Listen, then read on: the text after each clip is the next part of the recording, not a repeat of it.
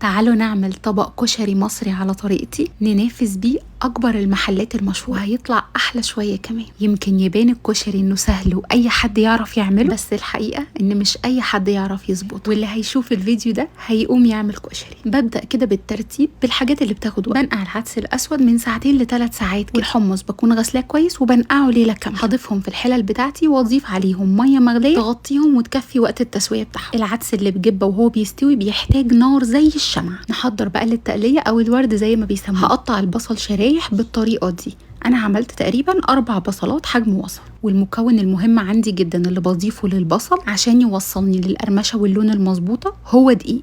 انا بضيف على ال4 بصلات معلقتين دقيق كبار تقريبا، وهدعك البصل بالدقيق بالطريقه دي. بس يعني مش هكسر البصل، بس اتاكد ان البصل كله اتغلف بالدقيق ويكون اتفرفر وتفك كله من بعضه. هضيف بقى كميه الزيت اللي انا هستخدمها في الكشري كلها، واول ما يسخن الزيت كويس جدا هبتدي اضيف البصل، ومش هقرب منه خالص ولا هقلبه لحد ما اللون يبدا يتغير عندي بالطريقه دي. في الوقت ده ابتدي ان انا اقلبه من تحت لفوق علشان كله ياخد لون واحد. والخطوه الثانيه الاساسيه عندي اني بطلع التقليه على مصفى. اول ما بلاقي لونها بدا يبقى ذهبي فاتح كده بطلعها على طول، علشان لسه بتاخد درجه او درجتين كمان بره في الجو، وهسيبها بقى في الهواء عشان تفضل محافظه على القرمشه بتاعتها. والرز بقى هحتاج له شويه من الزيت اللي حمرت فيه التقليه، نص كوبايه من الشعريه هحمرها كويس قوي لحد ما توصل للون الذهبي ده، وهنزل بكوبايتين من الرز. هشوح الرز مع الشعريه كويس جدا. اول ما احس ان الرز بدا يمسك نفسه هنزل بالبهارات، ملح وكمون وشويه صغيرين من الكركم، وهرجع اقلب تاني كويس قوي الرز والشعريه مع البهارات.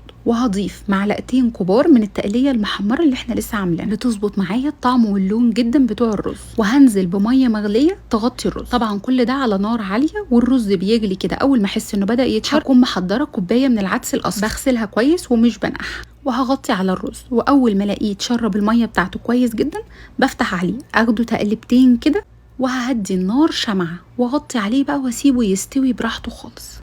بعد 5 دقايق 7 دقايق كده هاخده تقلبتين تاني من تحت لفوق علشان اضمن تسوية الرز كله زي بعض وما يبقاش فيه اي كلكعات في الرز. وبرجع اغطي عليه مرة تانية واسيبه بقى يكمل تسوية على مهله خالص بالراحة، على ما نعمل المكرونة بتاعتنا. ميه مغليه على النار هضيف عليها رشه من الملح، والزيت بتاعنا مكمل معانا. هعمل ميكس ما بين المكرونات، بحط شويه من الصغيره خالص وشويه من الاسباجيتي، والاسباجيتي بقسمها على 3 اجزاء عشان تكون مناسبه للاكل يعني. وهسيب بقى المكرونه تتسلق كويس جدا، واخد بالي انها ما تعجنش مني، بكون عايزه فيها لسه قرشه صغيره. وبعدين بطلعها اصفيها من الميه بتاعتها واحطها في طبق نظيف، وهضيف عليها معلقه كبيره من الزيت بتاعنا ورشه حلوه كده من الكمون.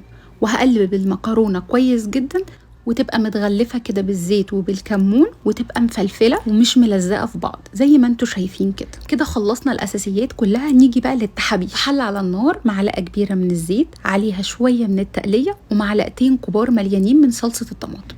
هقلب الصلصه شويه كده في الزيت وانزل عليها ب3 4 فصوص توم مفرومين ناعم.